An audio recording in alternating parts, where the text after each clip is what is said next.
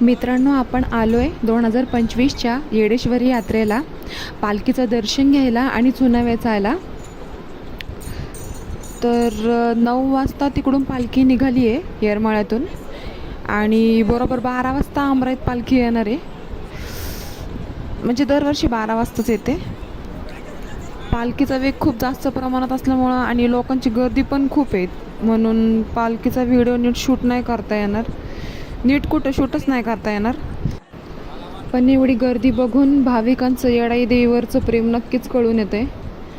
मी माझ्या आयुष्यात पहिल्यांदा एवढी गर्दी पाहिली आहे. आणि खूप मोठी यात्रा आहे, म्हणजे पाळणा झोका बरेच स्टॉल लागलेत तिकडे शॉपिंगचे पण. आणि ही माझी फॅमिली, आमचे गुरुवर्य अक्षय जगताप व त्यांची फॅमिली आणि सगळा बाकी त्यांचा शिष्य परिवार, असं आम्ही सगळे आलो आहे. तर असा चुना वेचला जातो. पूर्ण व्हाईट कलरचा नसतो, पण अशा रंगाची चुनखडी इकडे प्रकट होते.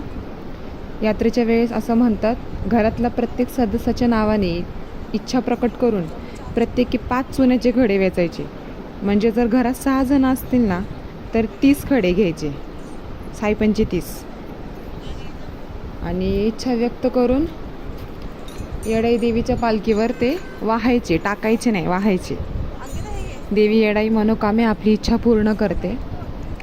आणि अजून एक महत्त्वाचं म्हणजे चुनखडे बारीक वेचायचे, जेणेकरून पालखीवर वाहताना कोणाला लागणार नाही, याची काळजी घ्यायची. माझ्या आयुष्यातला तरी हा पहिला अनुभव आहे. आश्चर्याची गोष्ट म्हणजे एवढं भयंकर उन्हामध्ये पण भाविकांनी दर्शनासाठी हजेरी लावली आहे.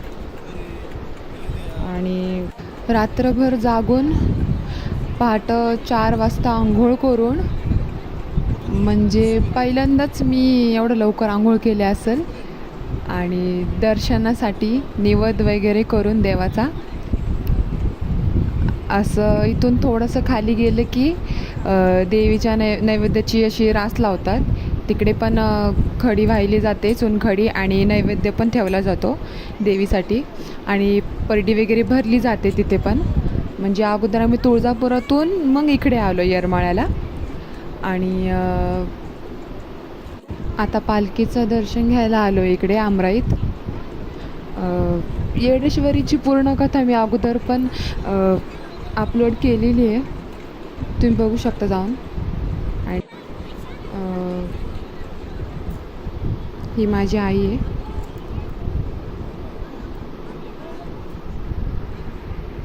आणि ही मी पण तुम्हाला वेचून दाखवते चुना.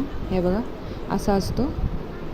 पूर्ण सफेद नाही, पण असं थोडंफार त्याच्यामध्ये चुना मिक्स असतो.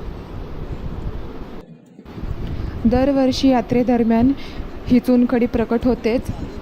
आणि असं म्हणतात की ज्या वर्षी आपण चुना वेचायला जातो तिथून पुढं 3 वर्ष किंवा 5 वर्ष चुना वेचायला जावंच लागतं. आता असं म्हणतात, पण मला काय एवढं त्यातलं माहिती नाही.